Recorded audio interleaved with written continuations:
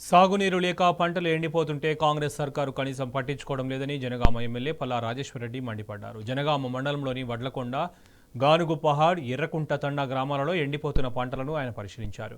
పల్లా దగ్గర రైతులు తమ గోడు వెళ్లబోసుకున్నారు. ఇరిగేషన్ శాఖ ఈఈ మంగీలాల్కు ఫోన్ చేసి పల్లా ఆగ్రహం వ్యక్తం చేశారు. వెంటనే సాగునీరు విడుదల చేయకుంటే రైతులతో కలిసి ధర్నా చేస్తామని ప్రభుత్వాన్ని హెచ్చరించారు. 10 సంవత్సరాలుగా బ్రహ్మాండమైన పంట పండించని చెప్తున్నారు మన రాములు. ప్రతి సంవత్సరం కూడా 2 పంటలు వానాకాలం గాని యాసంగి గాని బ్రహ్మాండంగా పండించారు. ఇవాళ వాళ్ళందరి గోస నీళ్లు రాక మొత్తం కూడా మీరు ఇక్కడ ఇలా చూసినట్లయితే ఒక్క మడి తప్ప మొత్తం కూడా ఇక్కడ ఉన్న మొత్తం తనకున్న 10 ఎకరాల్లో మొత్తం కూడా ఇవాళ నీళ్లు దొరకకపోవడం అంటే మామూలు కాదు. ఆయనకు 3 బోర్లు ఉన్నాయి. ఇవాళ నీళ్లు అడగంటిపోయినాయి.